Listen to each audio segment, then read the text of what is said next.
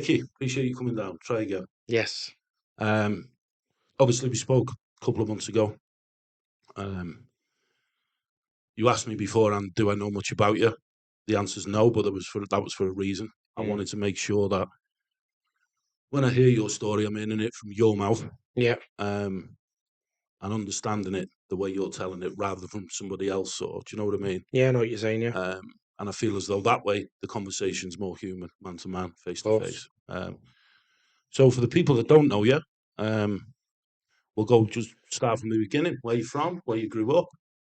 And we'll work our way up to today, mate. That'll do, brother. Grew up. So I'm obviously from the travelling background. Yeah. Gorman, last name, which is known for out travelling people. Ancestry lineage going back to Bartley Gorman the first. Ticker Gorman, men like that. John Fury. I Yeah. remember him talking about Bartley Gorman now. John Fury's my breed, yeah. So same people. Yeah. More or less, same breed of people. And then where was I grew up? Wrenbury. I don't know if you've heard of that. Known for its little marinas. Very pretty sort of a place. Spent most of my life around there until I was about 8 years old. And then, as you do, you move up and down, don't you? And then we didn't go too far. And then I ended up in a place called Nantwich. Yeah, no one was. Yeah, I ended up in a place called Nantwich. Spent most of my teen years around there. And Crewe. Yeah. So me, Nathan, that's my brother. Yeah. Nathan Gorman. So we'd be always together, up and down Crewe, Nantwich, and places like that. Until you come a young man, a 15-year-old, we looked like men of 18, 19. So I was off and down in public houses and wherever else we could go to. Oh, listen, waiting for people to go to sleep so we could run out the door as quick as we could and get round the corner so a man didn't near us. But no, it was good memories down there, good times. And now I'm here in Chester. Yeah. Which is a good spot. It's nice, pretty. You know, I like values of places. I like to see places for, you know, the prettiness of them. It's got a lot of culture as Chester, especially with them Roman walls and stuff like that. It's very historical. It's very pretty. So yeah, that's the backlog and where I'm from. And it's funny because you look at the Furies and the Gorman, you're all fucking huge, all of you, isn't it? Every single one of you. Yeah. So I can imagine at 15 I was tall, but I was like a string of piss. Yeah. I had no fat on me. That's changed over the years. You're a big man now, yeah. But how you start, kids, how you finish. Yeah. But you're all, obviously it's in the blood, isn't it? You're all tall, you're all big fellas, every one of you. Yeah. Or for the people that I know of, anyway. I think it's the food, you know. I think it's the food. I think it comes down to the food. Obviously, it's the breeding because, when I think about it, a lot of us is big men. You know, my brother Nathan's a ginormous sort of a human being. I'm not exactly what you call tiny, am I? No. And Tyson, Huey, Shane, we're all big, I suppose, in that department. My Uncle Joe, he's a giant again. Big John's a big man. But food, travellers love food. It's healthy food, though, right? Yeah, we like healthy food. Listen, let me tell you something. I'll put you in the picture. I come from no airs and graces. Whatever was put out on that table, I ate. I'm grateful to have it. And thank the blessed Lord that I had it to eat. Because I look at it like this. Look where we come from 100 years ago in the Holocaust and things like surviving in that, where millions of us died alongside the Jewish people. There was no, I want this, I want that. You see, a lot of them's forgot where they come from today. Yeah, a lot of them forgot where they come from today. I haven't forgot where I come from. I'm very quite happily sitting here, and if you had a block of cheese and some onion, make a bit of a sandwich out of it and do the best we could. But in regards to this earthly riches carry on, I got no interest in it. Is your background Romany then? Romany on one side. Right. So I'm a half-bred gypsy man on one bit, and I'm a travelling man on the other. Right, okay. So I'm traveller / gypsy. So I've got a bit of both. For somebody that doesn't know, what's the difference? Because it's from I done a podcast with Paddy Doherty the other week. Yeah. And he called me something he said it in a nice way. He said, "But that's what we call you inlanders or something like that." I can't remember what the word was. But for well, funny enough, you saying this, right? Was actually having a speak the other day. Me and my cousin Tyson were, like I said, we're very similar bred people as well, and we was having a chat the other day ago about certain words and where we're from and what's this and what does that mean and what does this mean. And now the difference between a gypsy and a travelling person is travellers tend to originate from Ireland. Right. Gypsy people, on the other hand, as you can see, I'm quite dark complexioned. I've sort of throwed to that sort of route and to the Gypsy side of it. Now, they are from the Romani people, Romania. Right. Yeah. So the Romani people, they think, it traces to India, but it goes a bit further than that. I believe it goes back to the lost tribe of Israel. You know what I mean? That's the gospel of mighty truth on the lost tribes. Persecuted all the time, living in your tents and stuff like that. You've got a strong balance for it. You've got a long cause for it. And that's why I'm saying, like, that's what I believe. And another difference is the concept of words and talking and stuff. Yeah. Listen, I'm very close with both of them because what can you do? I'm it on one side, I'm it on the other. So I like them both. What can I say? I wouldn't have, wouldn't like no one hearing calling me breed of people, you know what I mean? Or whatever, But, so I've got a bit of the two. So I'm a hybrid mongrel.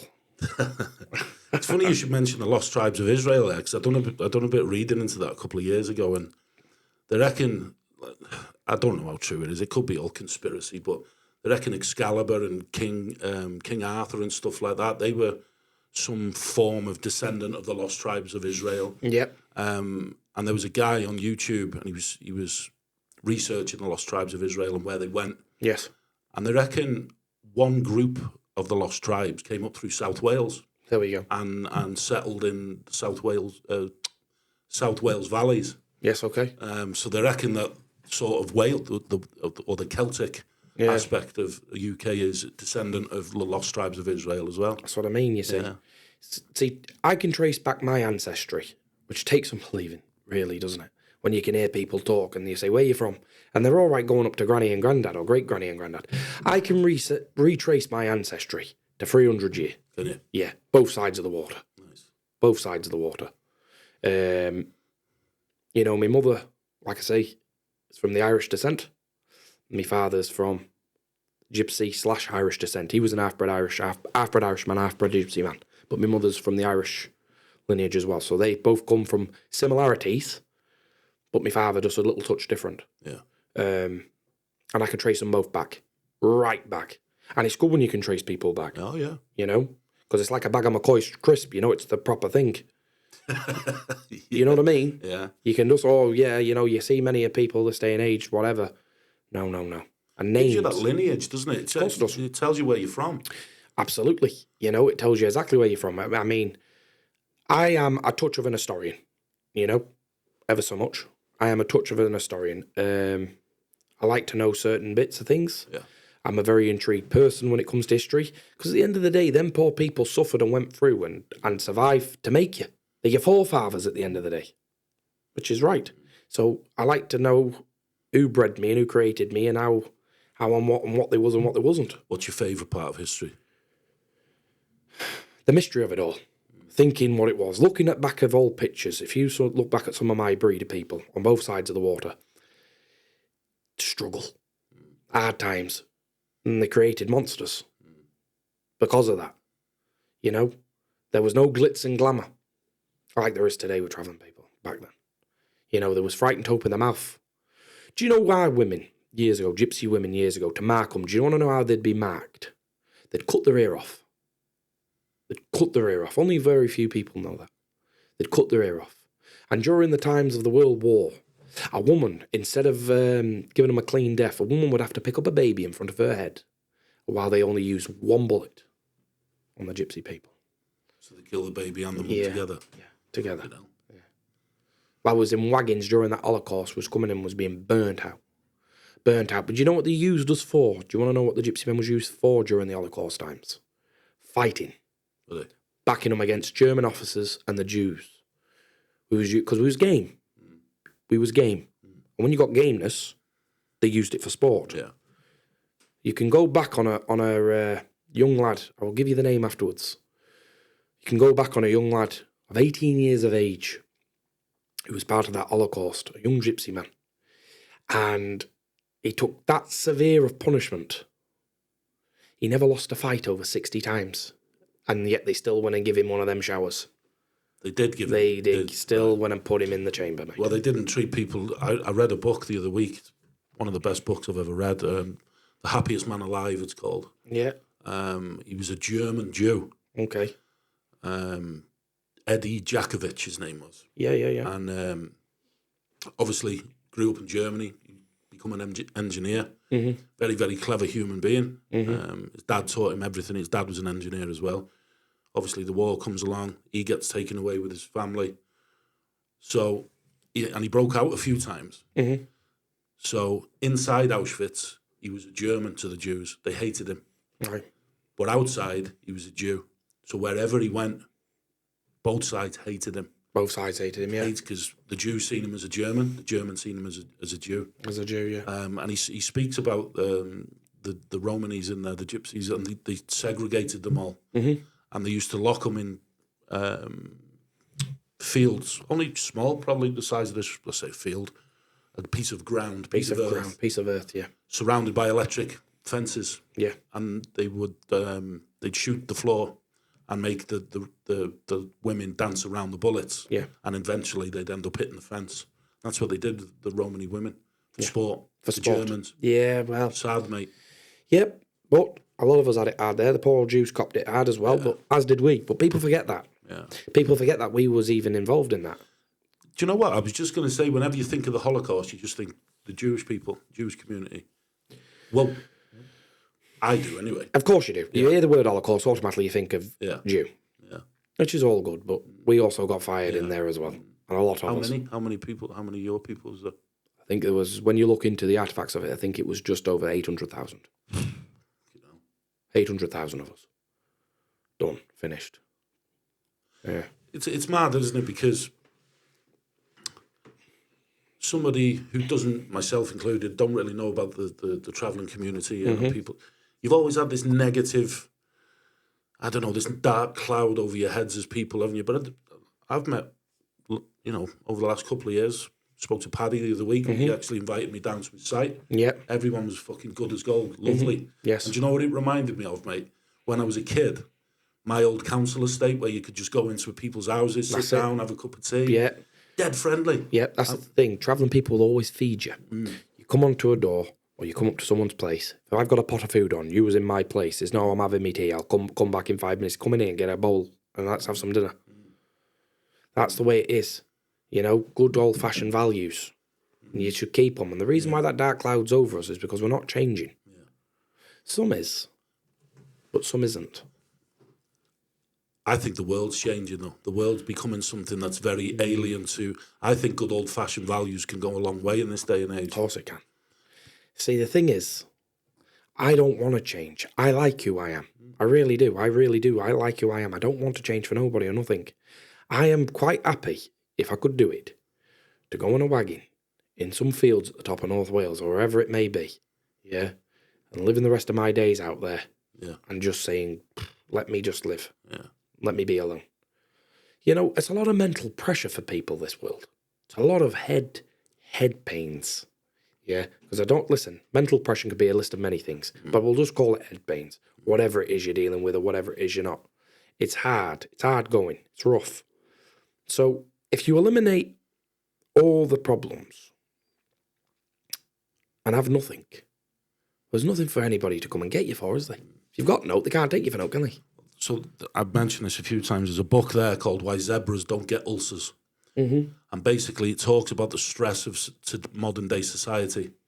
Sure. So in the animal kingdom, all the zebra's got to worry about is eating and not being eaten. That's it, yeah. But eating, don't get it. But that's natural stress, right? Yeah. Keeping yourself alive and not being killed. Not being killed, yeah. That's it. Yeah, but today's, the stress of society these days, you have social media, you've got to keep up appearances and look a certain way and act a certain way, worrying about fucking gas bills or electric bills or mortgages or car payments, and all these stresses aren't natural to the human body. No.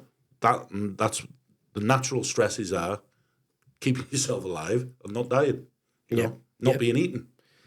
You see, society's got men and women alike in bird cages. Yeah. And they've trapped them. Yeah. They've trapped the wings.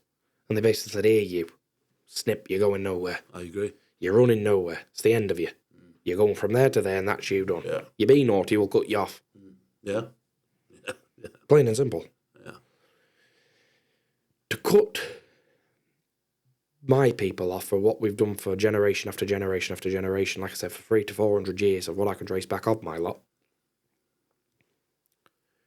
well, we're no good, because we're going to end up losing our mind. We can't adapt to it. You can't adapt to it. You can't put a lion cub and breed it with them zebras, can you? It's going to grow up and it's going to eat them, isn't it? I'm just saying it as a terminology. Yeah, I get what you're saying. You can't do it. Yeah. You know, there's certain things that we just can't adjust to. You know? That's a good analogy. Even for my era, I'm 37 now, so I think my generation was the last generation before technology. Yeah, there you go. Come back. Yeah. So I think that's why a lot of people of my age are struggling. A lot of men are struggling mentally. Yeah. Because I think they've just lost their way. They don't know where to fit in with society. I look at social media now and it's a fucking circus. Yeah. And the problem is people are living their lives for social media, to be validated by other people rather than be validated from who they are internally. Correct. I look at young men today of all different walks of life, and they'll go with £100, £200 in their pocket, and they want to go to Miller and Carter for some dinner. Yeah, that's where they want to go. I want to go to or I want to go to San Carlo or this, that, and the other. Me and my brother used to walk to a chip shop with £2 in our pocket. I'm very lucky to have it. Walk to a chip shop, buy a bag of chips, sit on a wall and eat them, and just speak about life in general. I wonder what this would be like. I wonder what that would be like. I wonder what this would be like. And we said to each other, you know, I can remember the conversation well, walking in Crewe, and I think we'd been lamping. You've obviously heard about lamping, right? So we went out. There you are, you've been lamping, right? And I give him some shoes, what was leaking in. Anyway, I fretted him to death. I told him about his feet, yeah. He never forgot it. I said, you're going to lose your feet, man. I said, you get an infection going all through that dirty water. So we spoke about becoming wealthy men. I said, imagine, I said, if you do it, I said, you become a big wealthy man, I said, what would you do? When they asked me the same question, what would you do? And as 15-year-old boys, you had every idea born from its mother. Complacing that with today, and it's a burden, an out-and-out burden. There's no happiness. Money doesn't make you happy. It's the devil's adversary, money. You'll never get no happiness from it. I had a lad on here the other week, and he said to me, I want the money and I want the house to prove people wrong. And I use this term a lot now. You can buy a Ferrari, right? Yeah. If you've got the money, you can buy a Ferrari, but in 6 weeks' time, that Ferrari becomes a fucking Fiesta. Of course it does. It loses its value once you've bought it. And then you're back to where you were in the beginning, feeling the same way, because it's easy for me to sit here and say materialistic things don't mean nothing when I haven't got them, because that's what people would say, well, you haven't got them, how do you know? But I've had a decent life. I had a 4-bedroom house, a couple of cars. I'd go to Vegas. Good man. I'd go skiing with the kids, and I had all that, but I still wasn't happy, because I wasn't happy in here or in here. I wasn't living my life identity as who I was, who Lee was as a person. There you go, yeah, see what I mean, Lee, yeah. And that this year, mate, I've found all these things that are right on the walls here. I have noticed, yeah, I was just reading that there. You can write on there after. You've got to leave a message for the next person. Yeah, no problem. So all these things, these are my beliefs and values now. Raw honesty, relentless belief, all these things, and I just look at them all the time just to reassure, you know, just to understand this is what I'm doing, this is why I'm doing it. 100%. And within the next week, mate, this room will be like an insane asylum with just words all over the walls. Yeah. But I think it's good. I'm enjoying it. We mentioned before, mate, 3 years ago, I tried to take my own life. Yeah. And I was very, very, very, very fortunate that I'm still here.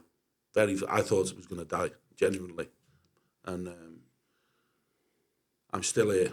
And it took me another couple of years to understand who I was as a person. I'd still drink. I'd still take drugs. Yeah. I haven't had an alcoholic drink or any drugs now for almost a year. Well done. Almost a year. Well done, lad. Honest to God, I mean that. Yeah. And I'll never drink, and I'll never drink or take drugs ever again in my life. No. And there's a lot of people who never say that. I will. So you and Carl's brother? Yes, Martin. Yeah, you're opening a boxing gym, right? We are, yeah, in Clyde. Tell me about that. Yeah, so we've got RGB Boxing being open, Ricky Gorman Boxing. Nice. Martin come up with the name. Nice. And he come up with the logo and everything. So that's it there. Nice, mate.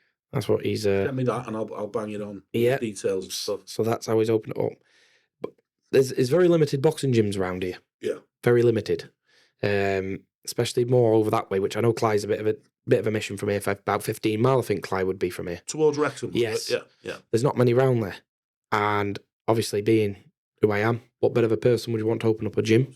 Martin's in there with me. We've also got Richie Jackson's going to be in there doing bits as well. And all. Was he from Mould? Yeah, Wrexham. Yeah, an old boxing coach. So it'd be good. I'm really looking forward to it. I've got some already been speaking to people on the phone. I've got some array of talent already coming through the gym.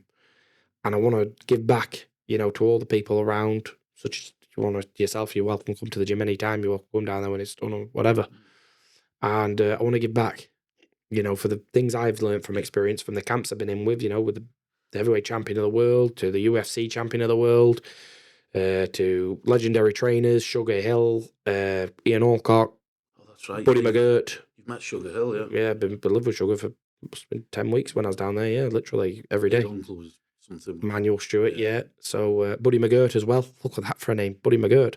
The Smith brothers, I've been around, whatever's meant to be around boxing, I've been around them all, and that's it. So I want to give back a bit of the knowledge, what I've learned along the way, and give back to the kids and the young people or anybody here, and show and share the knowledge with them.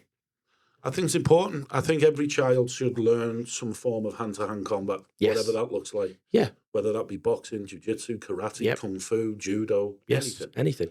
Because I believe it instills discipline, good values. And respect. Yeah. That's what I believe it does. It helps these young lads coming off the streets. I want to help these young men who are sitting on street corners, nothing to do, sat there bored. And the young men what's up in the bedrooms doing nothing, sit playing on the phone or the game all day. I say, you know what, I'm getting to the gym. Yeah. I'm going to the gym, and I want to build up a good crop, an array of fighters. That's what I want to do. Good for the soul, mate. It's good for the soul. Yeah. Anything like that's good for the soul. You mentioned it before, you said the gym was almost like a therapy. It is. For me, it's therapeutic. You can go in there feeling like shit. You can come out of there feeling good. Well, it doesn't necessarily fix whatever's going on in there permanently. No. But I totally agree with it. Somebody walks into, I do it sometimes where I feel like shit, and I don't train. I haven't trained this year as much as I should. Mm-hmm. But I'll go in there feeling like shit. You come out, you're like, fuck, I feel so much better. Yeah, 100%. So much better. 100%. When is it you're opening? When you're opening? We're aiming for August the 26th. August. Not long, brother. So no. Have you got the unit? And yes, you have. Everything's there. Me and Martin setting up everything now. I've got a good pal of mine, Sean Mooney. He's coming down to help with some painting down there as well.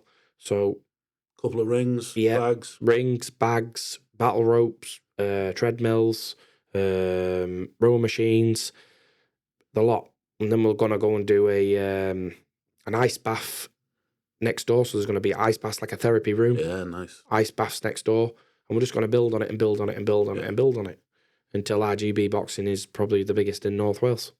Nice, mate. That's a good dream. That's what we're aiming for. Good plan. That's the plan, yeah. That's the plan. It'll be one of the biggest organised. And then obviously, after so much of a while, turn it into a promotion and start using RGB promotions and fights, So it can be used to be promoted as well for people. So is it you and...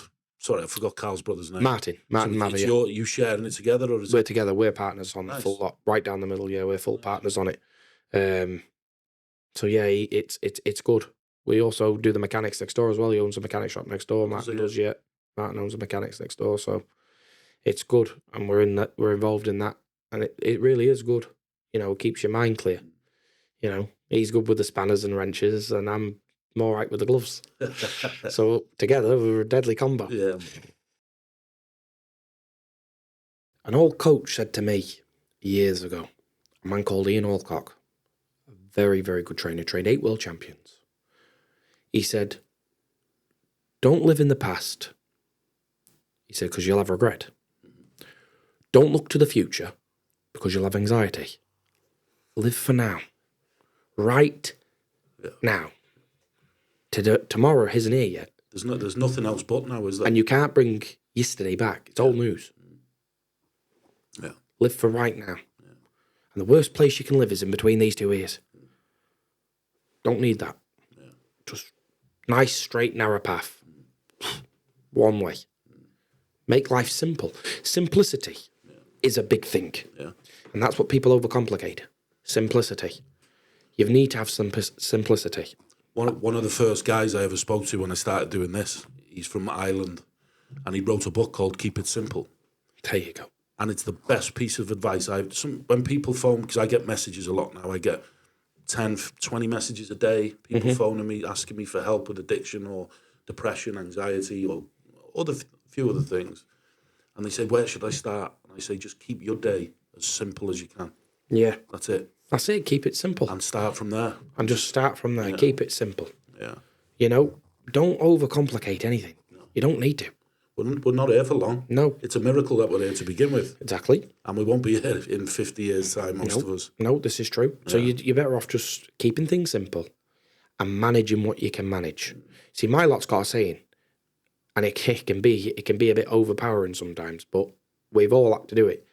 Our back is broad enough to bear it, we'd say. But if you've only got a 1 pint glass and you've got all 1.5 litres of water, it's going to overflow. Absolutely. You know what I mean? Yeah. It's a good old glass, innit? It can hold what it can hold, but after that, she's overflowing.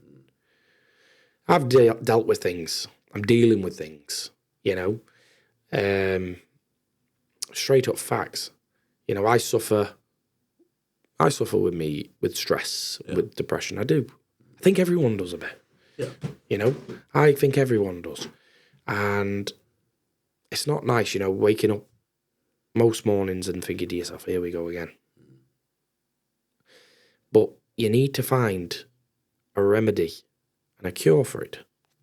Training is my remedy and cure. I love to train. The day ago, I went up to Tyson's. Trained away. Right, what do you want to do? Because he's hectic, and what do you want to do? It depends what moods. If he's one of them moods, he's right on. What are we doing? So whatever you fancy. I said, I don't know. I thought we was just going to do some bag work. So I thought, we'll do some sparring. I said, yeah, okay, no problem. So me and him doing that bit of sparring, and then doing some bag work, and then the children all being around, and me and him going for food and whatever, and a bit of a chat. Again, look at this. I'll tell you something. I'll put you in the picture on something. Can I grab that phone for 2 seconds? Yeah. I'll show you something. Yeah. This is what I mean by love a life. Now, bear in mind, you're talking about people and this, that, and the other, and how keeping it simple is.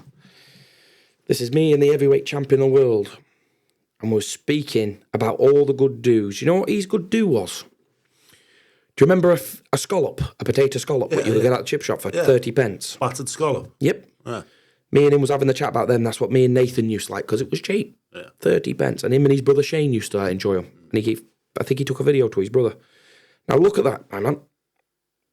There we are. Sat out there. Yeah, nice. There you go. Look.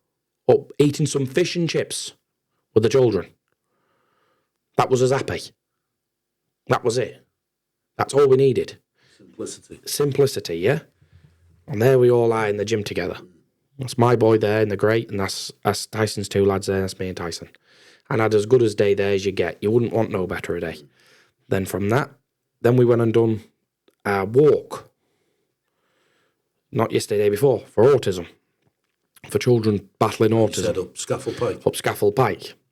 And we done that for autistic kids. Me good pal, Wisdom Lee. He's got a little lad who's autistic, as have I. Have you? Yeah, as have I. And we done it for them kids, you know, and we've got another one to do very soon. And we've got another one to do again. So we've got another 2 more events for these children. Are many events they want to do, I don't really mind. Listen, if it's for that cause, I'm doing it. So that's what I mean by keeping it simple. That's in my honest opinion to you. I agree. Just don't overrush anything, or don't go too mad. Just keep it to the basics and you'll be all right. I'm guilty of this. I'm guilty, so I'm a very forward-thinking man. Yeah. I'm always planning, what am I doing next? What am I doing next? And with everything, so all the studying I'm doing, and then the podcast that I want to make the podcast the biggest mental health podcast in the UK. And so the guy, I've got a mentor from South Africa. He's a psychologist, and he's the cleverest man I've ever met. Okay. And he'll say to me, "How you feeling?" I'm like, "Yeah, I'm good. But deep down, he knows I'm about to burn out here. Yeah. And I experienced it 2 weeks ago. I just got to the point where I was like, this is fucking hard. Yeah. Not just with the physical aspect of what I'm doing, but listening to people's stories in here all the time. And one of my tools is to just chill out, put a film on, lie on the bed, watch TV. Yes. Whereas, and this is how I know the work I'm doing is working, because 2 years ago, if that was me, I'd have had a beer. Or I'd have gone out for 2 days solid. Do you know what I mean? Yeah. Ended up sat on my own in a dark room being fucking weird for 2 days. And that's something that I'll never do ever again. I've seen, when I've been sat on my own, I've mentioned it before, I've had conversations with gremlins and demons and all sorts of stuff, sat there, little black shadows with red eyes, and it's weird, mate. Honestly. God bless us. Yeah. And that was when I was at my worst. That was when I was at the point where I'm ready to fucking take myself away from this planet, like, touch wood. Never again. Never, ever again. Well, me being a Catholic, and my views on that, yeah. That's why I mentioned them, so I want to see what you're going to say. With me being a Catholic, and obviously me being a devout Catholic as well at that, I mean, I love the Lord and Saviour Jesus Christ with all my heart, soul and mind. Yeah. This is my own personal view. Yep. I really do. I'm far from perfect. Far from. No man's perfect, barring. He was the only man to be perfect. Jesus Christ. Now, I've got faults every day. I'm born into sin. I'm born of human flesh. I'm born to sin. So that's what I say. But that's the devil. Yeah. And its dominions torturing you. Because they know you're a decent soul. They know you're a decent human being. And they're trying to take you away from being with the Father and trying to pull you down and rip you to shreds. And put you in that that life. Do you know what I mean? Yeah. It won't attack bad people because it's already got hold of them. It's already got hold of people that want to do wrong. But people what's got an incentive and they want to do good in life, it wants to get on them and it wants to rip them to pieces. And he owns this world. The devil runs this world. No ifs, no buts about it. He runs this world. Now tell me something, right? They go on, right? A lot of people, they say about Jesus Christ being whatever or whatever about God. You can speak to a lot of people saying whatever about God. Okay. But look how much the devil's mentioned. Wines of the cellar, the devil's wine. Yeah, it's a mockery in itself. There's one thing. All these other things. And I could go on and on and on and on and on. And you know what it is? The devil's living in your household. Rent free. How often do you see something come up about Jesus Christ on your telly? Never. You never will. Never will. Never, ever, ever will. But I tell you what, you put the telly on, whether you're watching whatever, picture or whatever, something will come up related to evil. Evil's everywhere. It's all over the news every day. It's everywhere. Evil, because you live in a wicked world. You live in something that's very evil. I said to me missus 2 days ago, we sat, and I don't watch the news anymore because it's sad, it's depressing. Of course it is. All they've got on there is war and famine. That's it, every day, all day, every day. Videos of children being bombed. And, oh my Jesus. And I say to me missus, why is it that there's never anything happy on the news? Yeah. You know, look how brilliant this human being's done, or look what this person's doing. And it's always fucking, it's to bend the mind. That's what it is. Plus, it's keep giving negative thoughts to people. That's what it is. I don't watch TV. Yeah. We don't watch television. You'll have to watch this episode. But I mean in actual telly, yeah. We do not have Channel 1, Channel 2, Channel 3, Channel 4. I don't watch, We don't have none of it. Yeah. We don't have it. Absolutely not. Because I find it very, whatever you watch on it is very low-minded. There's nothing, like you've just said, there's never any positivity on it. Never is. There's never any positivity on it.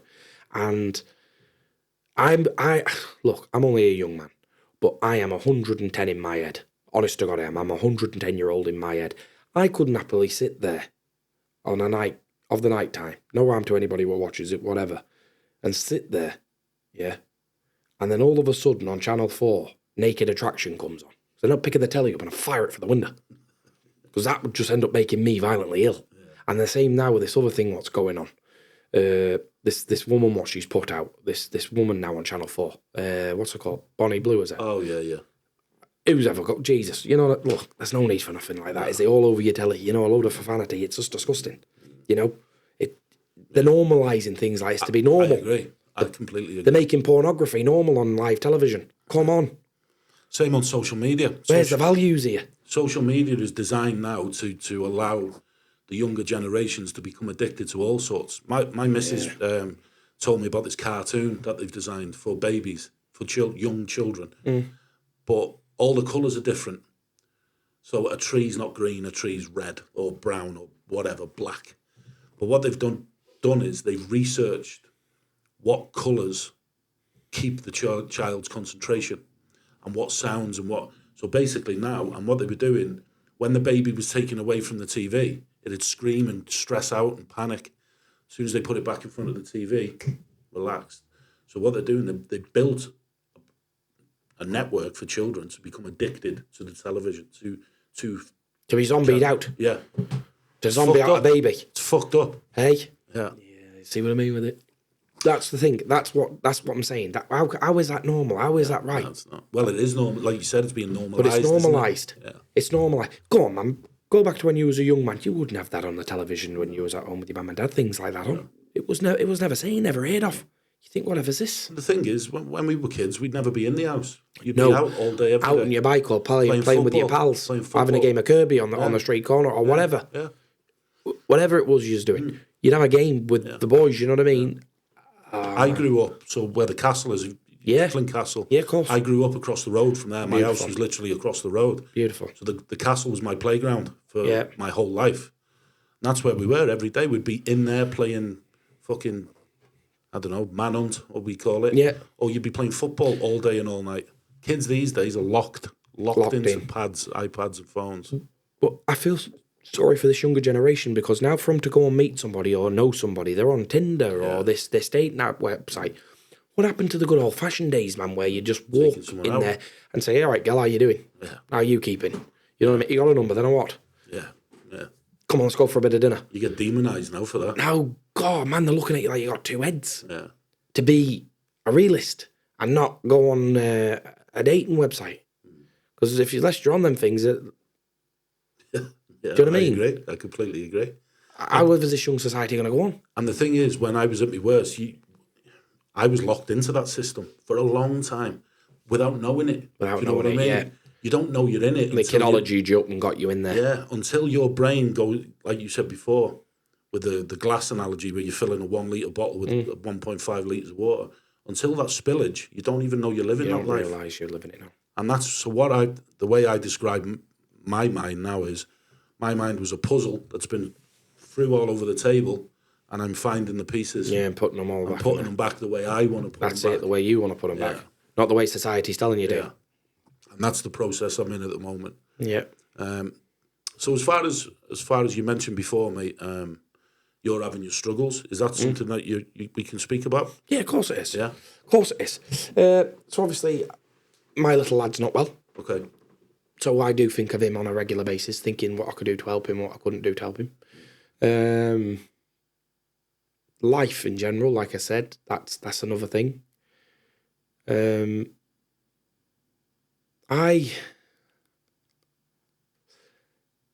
start for me, I had a hard, really hard, short upbringing, early. And I mean, a bit rough going. And that sort of, like, how can I put it? Made you grow sharp, if that makes any sense. To be switched on as a little boy, but to have the mentality of a man. The fact that you said a short childhood made me understand that straight away, because mine's very similar. I had to do the work in the house for me to look after my little brother. They're only simple things, but for a child to be living as in an adult world, it's difficult, right? Yes. And I had a difficult childhood. I mean, I keep mentioning my mother, and if I'm not talking negative about her anymore, because I've worked on those shadows of myself with the pain of what my mother caused me, and my father. My father was never around. Mum was, she was quite violent sometimes, but I'm working on it. And I'm working on forgiveness of me and my mother, and trying to get back to the relationship I had with my mother when it was the best. So I completely understand your perception, what you're talking about there. Yeah, my father was hard. Was he? Really hard. Didn't have no pause. And, didn't have a pause. Didn't. But you're talking to a deranged human being. That's the only way you can put it into perspective. My mother, she'd do anything she could for you. Yeah. Decent-hearted soul. God bless her. She'd do whatever she could. But him, no. He'd want to do you some harm, him. In the sense of sort of toughen you up type thing, or just purely out of his own, I don't want to say put words in your mouth, but cruelty maybe. He was just a very when you're trying to place words into something on somebody and put it proper the way it should be pronounced. He was a very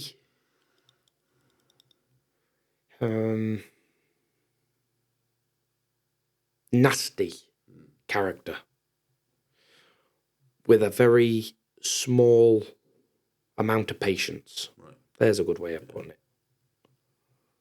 And then he could springboard at any time. As in? Gone. Done. Get took off with the wrong sort of company, get drinking. Right. Come back and just... Yeah, I can imagine the rest. Easily. Yeah. Well, there's a hell of an age gap between me and my sister. A hell of an age gap. My oldest sister and me, there's 6 years between us. And there should have been more. But they're not here. Get me drift? Really? Yeah. So, yeah, don't really speak much on that, but there you go, what can you do? But I was very, very, very lucky. I call my grandfather my dad. I had a good granddad, mate. Yeah, there you go then, so we can relate to this. Francis Gorman was his name. That's who my father is. So if anyone asks me who my dad is, that's it. That's as good as they get. My granddad's my dad. Any man can just go and I agree. Do what they need to do with a woman to create a child. It takes a real man to be a father and step up to the plate. Yeah. Now, I went to him about the age of 8 and stayed with him to the age of 19. It's not a bad old time. He done well, didn't he? Yeah. And he done everything he could. Showed me bits of things. And I got a cousin called Dennis Kelly. He used to come and get me when I was about 14-year-old and used to say, come on, we'll go out and we'll go to work. He used to take me to work. Yeah. And I'd do a few cars with my granddad, buy and sell a few old motors. My cousin, ducking and diving. Whatever you could do. Listen, part of the life, isn't it? And then I'd go with my cousin Dennis doing a bit of work. Yeah. But I never forgot Dennis for this. Because every morning, that lad would come and get me. And you don't forget good people. And he'd come and land out the door and you'd hear him beep, beep, beep, beep, beep. Are you up then or what? Are you ready? Yeah, I'm ready. And I had some hell of a memories with him, to be honest with you. He was a character. It still is a character. And, And then I suppose with all what went on with me and my life and the way it is. See, I love my sister to pieces as well. I love my sister, right? I love my family. I love my mother and that, I love my brothers. I love my family. But I look at it from my point. I'm a man. That's why I said my back's broad enough to bear. I take it on. I think, yeah, I've got it. No problem at all. It is what it is. But I think of my sister, and this with me being 110-year-old, I think of her as a girl, her feelings. And her feelings is, I think a girl needs their father. It's all right saying our boy needs the dad, but I think a girl really needs the dad. The daughter. It's a father and daughter relationship. That's what I think. I think she needed him. And, but she doesn't because she's got me. I stepped in for that role. And I told her that. I said, you don't need nobody. I said, I'm here. I said, whatever you need, I said, I got it. I said, just say it. I said, and I'll get it sorted. So. Shoot. What's that recording button on there? Is it, what colour is it? Sound. Just come into my head then. Yeah. I've got a question there for you. When you say your back's big enough to bear. I'd imagine from a religious perspective that you're bearing the cross, right? Why? Why do you need to bear it, though? Why do I need to bear it? Because the way I see it now is, and this is what I'm trying to do, like a problem shared is a problem halved. Yeah. Why do us as human beings, right? So you hear this terminology a lot. We have to hit rock bottom, right? My question is why? Why do we have to get to that point where your glass is 1.5 litres and it's spilling? Why do we as human beings have to get to the point where we can't fucking take any more before we go, I need help here. Yeah. I need a bit of help. We should be able to, and again, this might be societal, this might be ingrained into the modern day society where people feel as though we can't speak about it. And I understand we're similar generations. We come from a background of, my granddad was a strong working, hard-working man. Proper hard-working man. Worked on the railway lines, fitting railway lines, fucking big shovel hands. Yeah, good man. But he taught me what it was like to love your family, treat your family right. He taught me how to sup a pint as well. Yeah. He's a big dude, he was. Yeah, big unit. Obviously, we come from a generation, they wouldn't speak about their feelings and emotions and stuff. But I believe now it's important. Because if we don't, that glass gets higher and higher and higher. And it's saying what you were saying there, my back's big enough to bear the cross. Wow. How do you think we can reduce that back bearing stress or whatever, or if not how, why? You know what I mean? I give it all to God. Yeah. I give it all to God. I give it to God.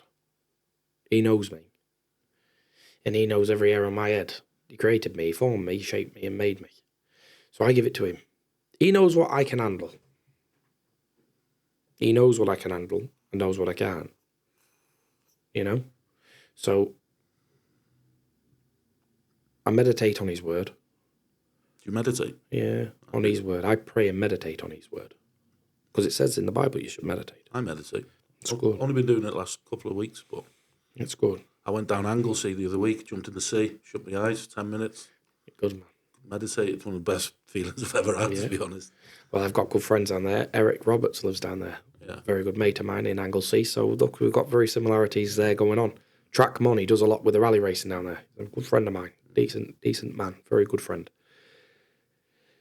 Meditate on... See, look. Jesus Christ says, I am the way, the truth, and the life. No one can come for the Father except through me.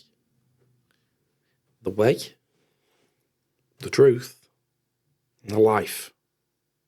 He said that. No one else ever said those things. He said it. And no one could come for the Father except through him. Nobody else. Now, you've read the Bible. You've read the Quran. I'm guaranteed you've read other things. Have you ever heard anything say that before? No. No. But he did. He said it. So, that, to me, is a big thing. And I think, yeah, you know, so your faith just allows you to put one step in front of the other then? Yep. That's if we're going to keep it simple, that's the simplest terminology you can use, right? Yep. One step at a time. Yeah. Literally. See, no one's promised tomorrow. No. So enjoy today. Absolutely. No man's promised tomorrow. So whatever day you're having, it could be the baddest day in the world. Do your best to enjoy it.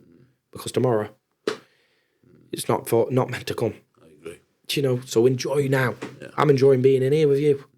You know, I just try and take everything in me stride. Yeah. Something very similar what I speak about now is because, again, a lot of people who speak to me, not just on the podcast, but on my phone, wherever, they're struggling, man. Struggling in one way, shape or another. Of course they are, yeah. But then people say, I need to get to this place. I need to work on myself and get to this place. So going from A to B, right? But we forget about all this. We forget about this huge gap between A and B and with the work that it takes. And something I say a lot of is now, when you're walking through the woods, don't just look for the end. Look at the trees as you're walking through the woods. Of course. Make sure you're seeing the beauty of the trees and the birds and whatever. And that's what I mean by life. Yep. By having the beauty of this conversation, right? There'll be beauty in it. There'll be a lesson to be learned from it. The mistakes I've made with my family and my partner, there's beauty in rebuilding that wall. Of course there is. Do you know what I mean? Of course there is. We always, as human beings, we associate with negativity. Mm-hmm. Again, something I've mentioned before, if a young man gets 85% on a school test, they'll be, fucking 85%. You know, they associate with, or no, they'll say like, I only got 85, I should have got 95. Mm-hmm. They never reward themselves. My son, he does it. He never rewards himself with the fact that he's doing well, you know. Doing very well. We always as human beings, like the news, for instance, everything's always negative. Yeah. And we've only got one world. We have. But there's 8 billion different realities on this world. And if we can look at something negatively, we can also look at it beautifully as well. Mm-hmm. You've just got to look at it with your eyes, not the eyes of somebody else. Amen. And that's, when we went down Anglesey, mate, something as simple as walking along a beach, I mentioned it yesterday, walking along the beach with my missus and the dog, and I just thought, a bit cold, but took my top off, jumped in the water, fucking freezing, like, but yeah.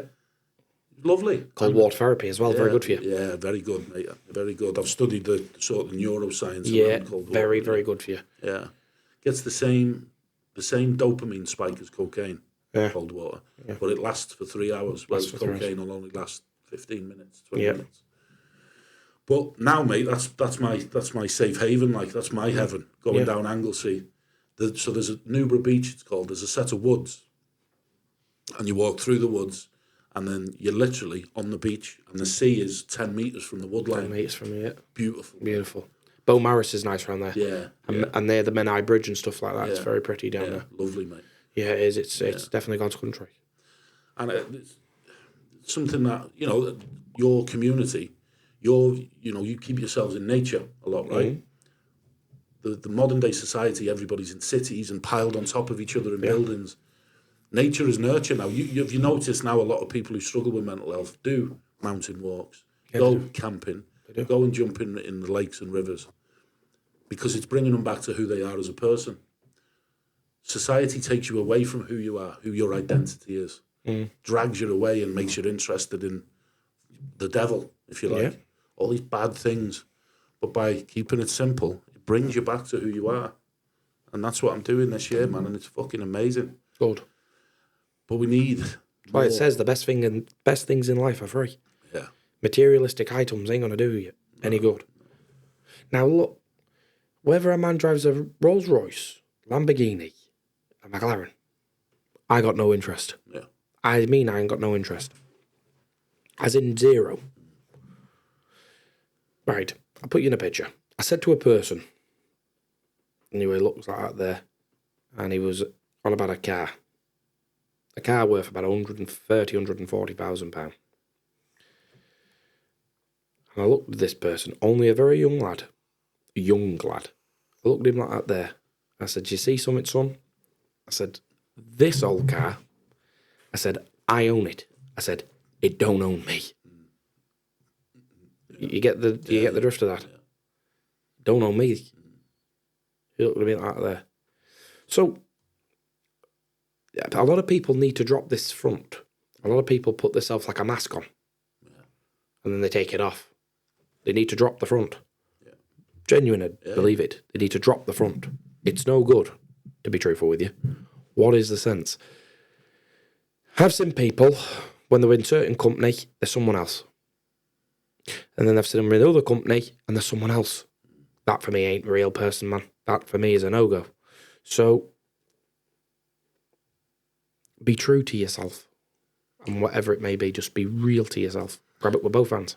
I've mentioned this multiple times when I speak to people. I came up with this. It's called the mirror of 1,000 faces. Sure. Where every day you look in the mirror and you have a different face on. Mm. All people do, in general. Yeah. And you'll speak to one person, you'll have a different face. One person, you'll have a different face. And it's by taking those masks or those faces away that brings you, like I said before, back to yourself. Yes. Get rid of those false identities. Mm-hmm. We have one identity, of course we do. But within that identity, you'll have different roles, right? Yes. Father, brother. Yep. Worker, fighter, lover, whatever you want to call it. They're all part of one identity. Yes. But what modern day society teaches us is that and this isn't necessarily true, but this is what it teaches. Our identity is not good enough. We have to take on these fucking materialistic, hedonistic versions of what life should be. Yeah. And it's all false. All of it. It's all false, and it pisses me off because, you see, I'm not going to mention names, but I know somebody who spent, years ago, this was a young girl, 3 hours she done doing her makeup to take a fucking photo. Good gracious. And then she took it all off. And I just sat there and I thought that this is what social media and this false reality is creating. You mentioned before, right? Your past generations are creating monsters. Yeah. This world we live in now is creating something far more sinister, I believe. Yeah. It's creating a darkness. People don't even know it's there. No. And it's spreading across the world. Well, it is. It's all over the fucking world. It's demons, our kid. You know, that's the truth of it. Satan runs this world, right? Now, Satan just ain't in Christianity, Catholic, the Quran, the Jews. It's in everybody. Anybody who believes in anything, there's always that evil. If you're a spiritualist, there's good, there's bad. Yin and yang. Yeah, whatever it may be. If you're anything, if whatever you are, there's a night, there's a day. Yeah. There's light and there's dark. Yeah, there you go. That's what that skull is. See what I mean? There's good, there's bad. That's it. But from my it's not theology. From my understanding of it, is this, and I will say it: the world will get a lot worse. Absolutely, the world will destroy itself in the end, I believe. But there's a saviour that will come back for it all, and I do believe that. I really do strongly believe it. I believe so strong in my Catholic faith. Now, the reason why Catholic faith, I'll just give you a quick brief into this. Yeah. The Catholic faith was the first form of Christianity. First form, the first that ever stuck. If you ask your phone now on Google, who founded the Roman Catholic Church, you know what it'll say? Jesus Christ. Jesus Christ it'll come up with. You can ask anything else. You can ask it, who founded Protestantism? Probably be Henry VIII. Yeah, he was a Catholic, and he done that so he could divorce his wife and have another woman, because the Catholic teaching said, no, we're not allowing that. We got the papacy. There was a 1054 great schism between them and the Orthodox. They're still brothers in Christ, but they're a touch different. Now look how long ago I'm going back, 1054, the year 300. There was one until 1054. There's things now, you see, mate, I'll tell you what, one thing I see. I can see things now happening with it all, and I watch it, and people can throw on a suit, put on a tie, jump up on a microphone, right, and tell you need God, start clapping his hands and singing. That works for you, good on you. But I believe in tradition. I really do. I believe in tradition, unbelievable, right? Because we all do in some sense, because if we didn't, we wouldn't have these clothes on now, what we've got. So that's tradition. You've been taught to put your clothes on in the morning and wash hands and face or whatever. That's down to tradition. You've learned it off. And that job, for me, is no. But yet, if you go into a Catholic church, sit in peace and quiet, because it tells you to go into your closet and pray, you know. Did you know that? No. When you read the Bible, it tells you not to pray like the hypocrites do, loud and boisterous and pray and scream. You're not meant to pray like that. You're meant to go in your time where you're comfortable in your peace, your closet, close the door and meditate on his word. It's a funny way of putting it in that sense, isn't it? My grandmother, every single night, she only little, my nana, she was tiny, fucking Lord bless really her. tiny. Yeah, Lord bless her. Passed away a couple of years ago. Okay. But my nana and granddad, they were like my mum and dad. God bless you, yeah. And every single night, mate, every single night of her fucking life, she'd sit and pray just before in her bedroom. God bless her. Every single, and you could hear her through the door. Couldn't hear what she was saying. Even if you were stood from here to the door, you still couldn't hear what she was saying. She was, yeah. You know what I mean? But she was praying. She was praying. Every single fucking night, mate, of her whole life she did that. Lord bless her, yeah. Yeah, beautiful woman. Yeah, amen. Angel she was. That's it, amen. Good girl. Honest to God, and God bless you. Yeah. And that's what it's about. you know what, mate? I've never seen anybody die of a broken heart in my life. Yeah, my granddad, he died in December the 26th, 2019. Told him he'd had cancer. He had bowel cancer, he did. And they said to him, this was in June or July, and they said, he'll be dead in 6 weeks. And it's a stubborn old man, right? He said, I'm not going to die until after Christmas. Bear in mind, this is in June or July.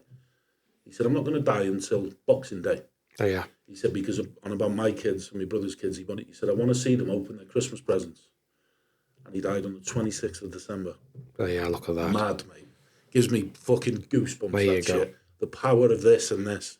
He said it, didn't he? He said it. Yeah. And he done it. Yeah, he done it as well. And they were like, I remember the nurses saying he won't be here in 6 weeks. He'll be gone. Fucking, he lasted it, mate. He went from similar build to us, big dude. He was like that when he went, like a rake. But then my grandmother, I remember she said, I can't live now. And over the next 5 or 6 months, she just declined. Died of a broken heart. Died of love. That's mad, isn't it? Love can take your life away. Love is everything. Yeah. I'll tell you the truth. Love is everything. You need it. Yeah. Honest to God, you do. You need it. Love is a very, very important thing. Love is a very, very, very, very important thing. Do you know you mentioned your child, son, daughter, did you say? Paulie? Me boy, yeah. Do you mind? Yeah. Can you speak about that? Is that okay? Yeah, absolutely. He, so, Joseph, what's his name? That's my boy.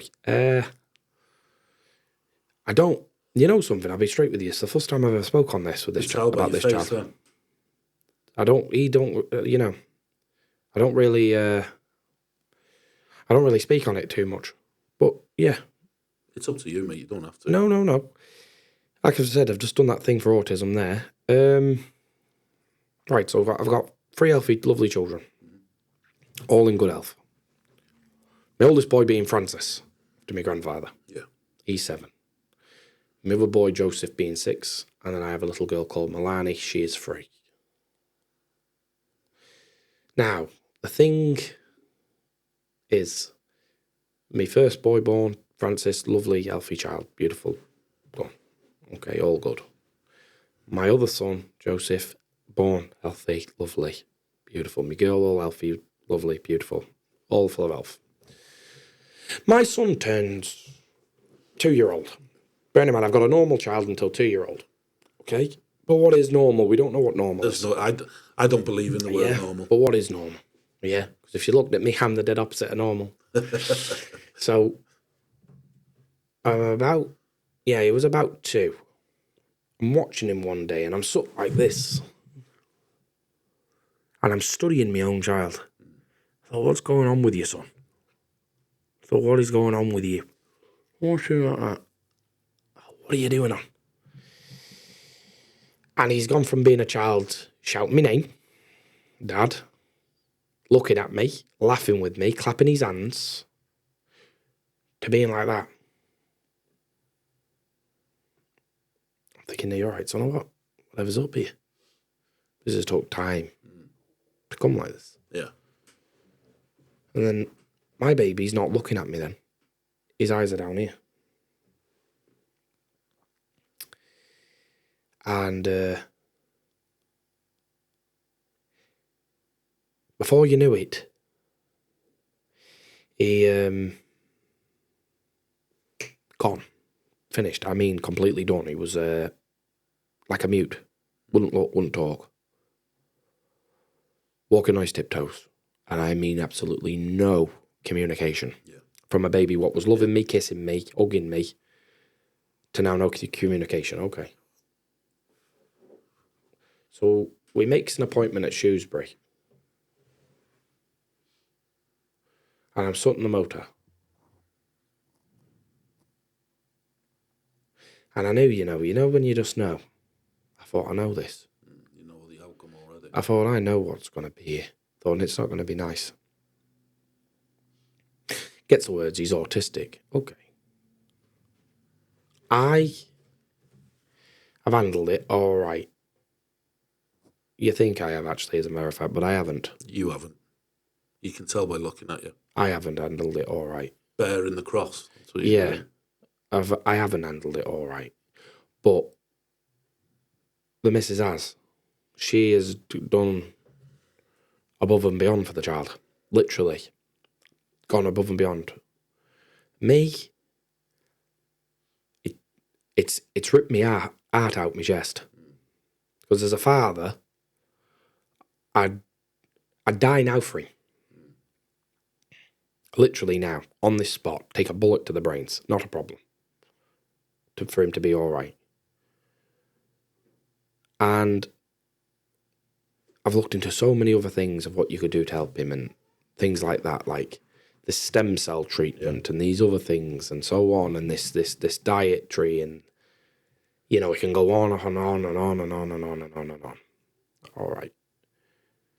But I believe it's in God's time, or what is going to be done with him will be through the power of Christ. And that's it. But it ain't good. It is what it is. But now he's 6. And he's been doing it just lately. It's amazing. This is what I mean. It's amazing. He's looking at me now. Like, I mean, full on staring at me. He's actually having a look at me. Did he speak yet? No, he's still non-verbal. But he's having a good look at me, you know. And he's a sort of little lad. He's so loving. I mean, so loving. He put his arms around you and cuddle you for 10 hours. Literally. But I want him. I don't separate him any different than the other two. Yeah. Do you know, like, in regards to, like, oh, no, Joseph needs... No. I try my best to, like, no, son, that's naughty. Don't do that. I can't help but tell him the same way I tell my other boy, because I feel like it'll all click into motion. You know? It's like if a child first getting on a bike, it won't ride it very good, and after a few times, it'll start going. So, it's time. Yeah. Time is a great healer of everything, of everybody. Whatever you're going through, good, the bad, and the ugly. Time's a good healer. And that's what I'm hoping. I've got a couple of family members that have got autism. Okay. And I know a couple of my friends who've got autistic children. And I can't remember who said it. Might have been one of my family members, might have been one of my friends. So, as parents, we always try to put our values and our reality onto our children, right? Mm. Similar, you know, your family's lineage of boxing. You always want your son to be a boxer and always want to do this and this. Same with me. I wanted my son to play football. I wanted my son to do jiu-jitsu. My daughter does Brazilian jiu-jitsu now. To a child with autism, they don't know they've got autism. No, they don't. No. To them, that's their reality is their reality, right? They don't know they have a problem. No, they don't. So, because we obviously look at them and they say they're poorly, right? To them, they're perfect. Mm. To them, they're the perfect child. Yeah. They don't know no different. They don't know. And again, I don't say this in the wrong way, but we as parents, we always adopt a negative outlook, right? Mm-hmm. So we look at our child and say they've got a problem compared to the world, right? But you also said that your son's very loving. He is. Love comes in so many different ways. It does. That's why I said love's a strong thing. That's why it's... Yeah. And I think, obviously, you know, by the grace of God, everybody want him to improve. Yes. But he doesn't know no different, man. No, we don't. So, as long as you're there for him, love the kid. That's it. That's all that matters, man. Yep. That's all that matters. Yeah. You know, so that's it. Yeah, that's it. But boxing, I don't want none of my... Don't you? No. All right. I don't want nothing to do with this. Really? That's interesting. That's why? What? For what reason? It's a horrible world. Yeah, man. I'll tell you about the boxing side. Yeah. It's a nasty business. And it can be very, very hard. And you've got to be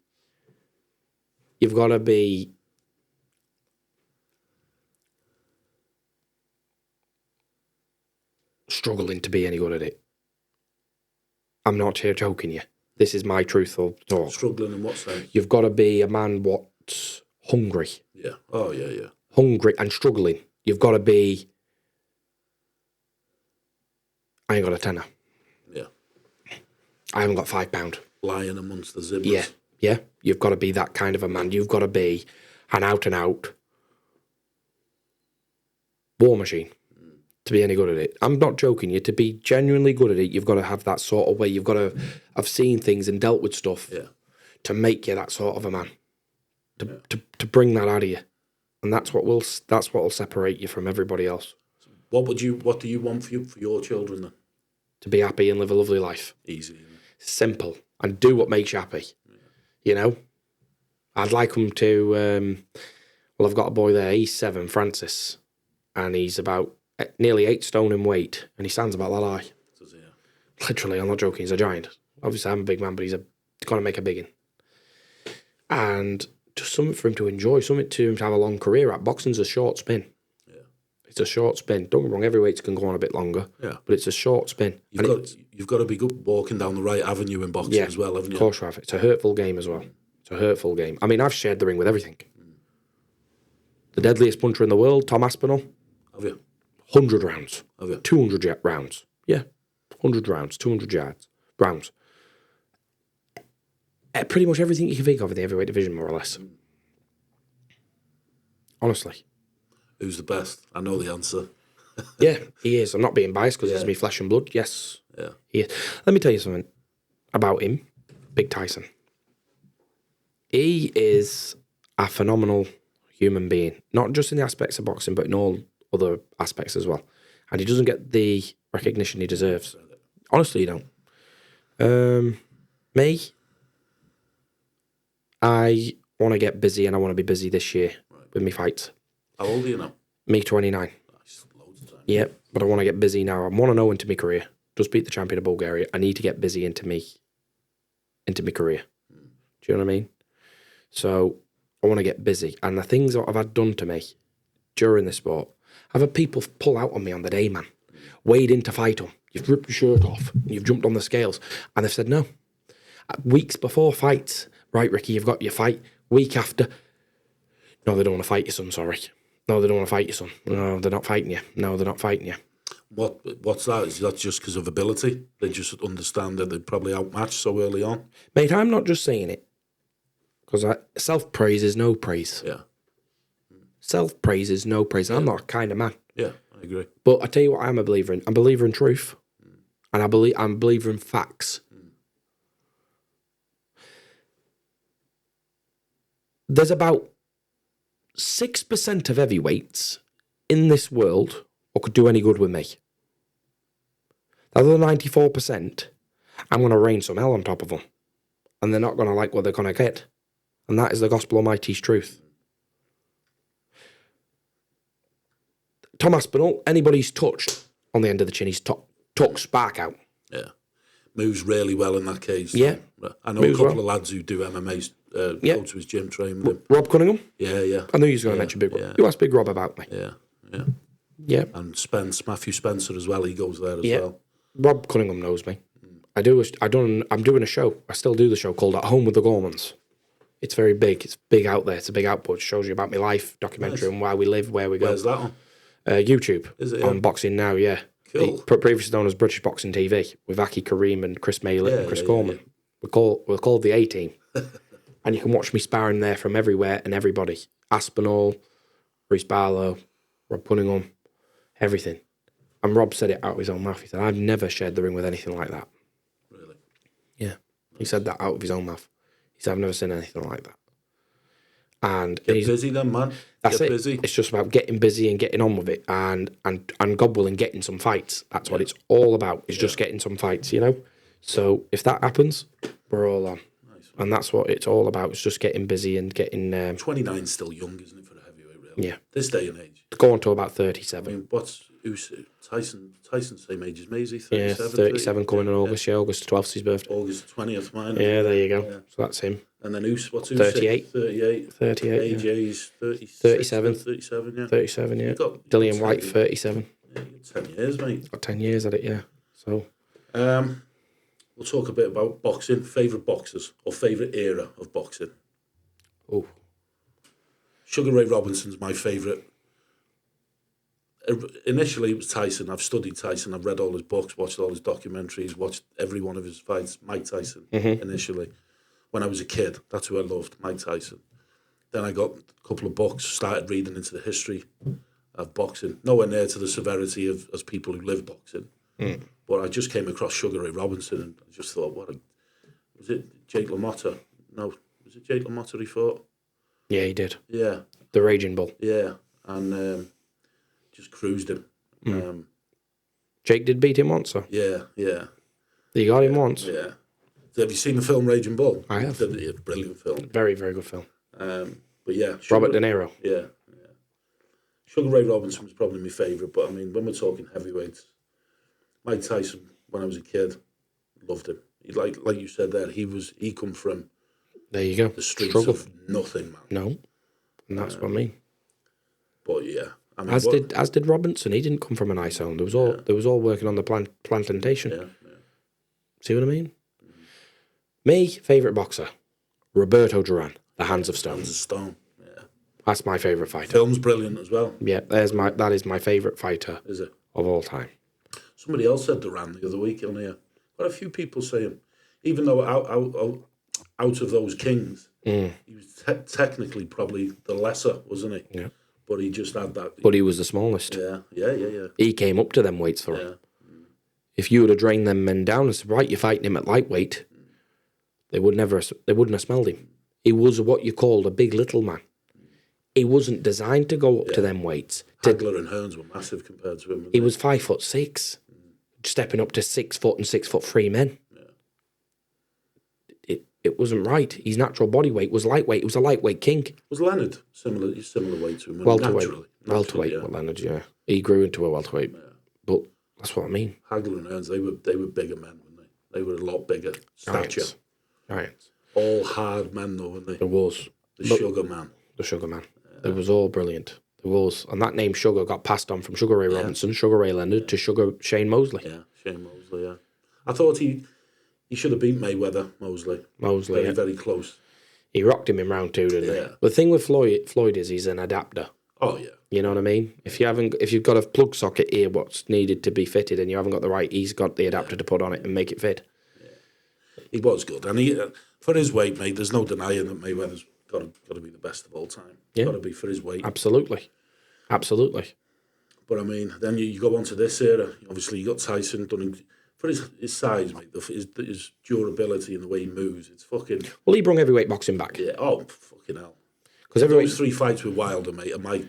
So when we talk trilogies, my favourite trilogy was Mickey Ward against Arturo Gatti. Oh, Jesus Christ! Those 3 fights, they were like something out of a Rocky film. There was a picture, wasn't there? Unbelievable. There was a picture, yeah. At the end of the 3rd fight, everybody's crying. Even the commentators are like, "This is incredible."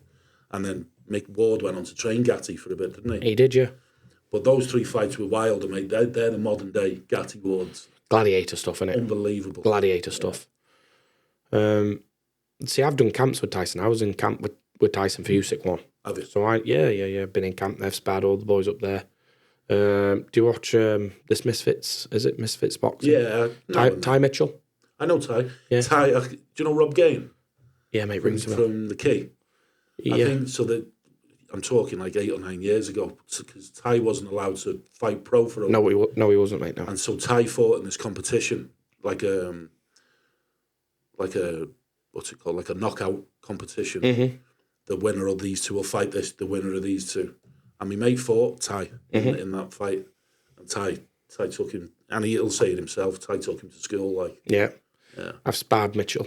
Oh, yeah. Ty sparred Ty in camp for the USIC fight. Yeah, Alexi Briere sparred Lexi. Lexi's 11-0 now, or 12-0 now with 11 knockouts or 10 knockouts, one or the other. Yeah. Good kid.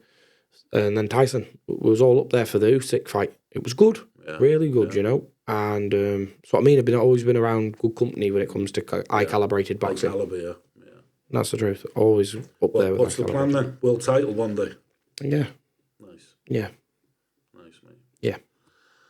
I've got one more question for you, brother. Of course you can. Fire away. If you could sit 4 people around this dinner table, this is a dinner table now. There's food on there.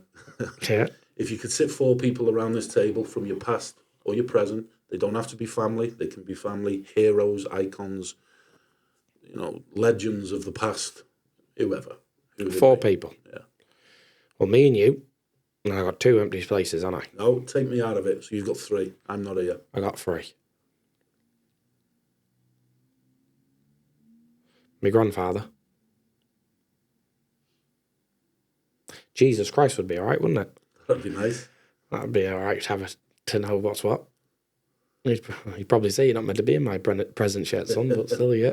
You can pick him though. He's allowed. Yeah. Not that he needs to take any fucking permission from me. And the last one from the present past. Who would I want to speak to?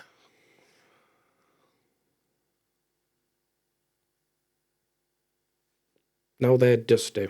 That'll do. That'd just do. That'd be perfect enough for me. Listen, mate, I appreciate you giving me your time. You're welcome, my brother. God bless you. And God bless you as well. And this is it, mate. It's done. Thank you very much. And enjoyed it. I hope your boxing career goes as well as you know it will. Yeah. Sound, mate. God bless you.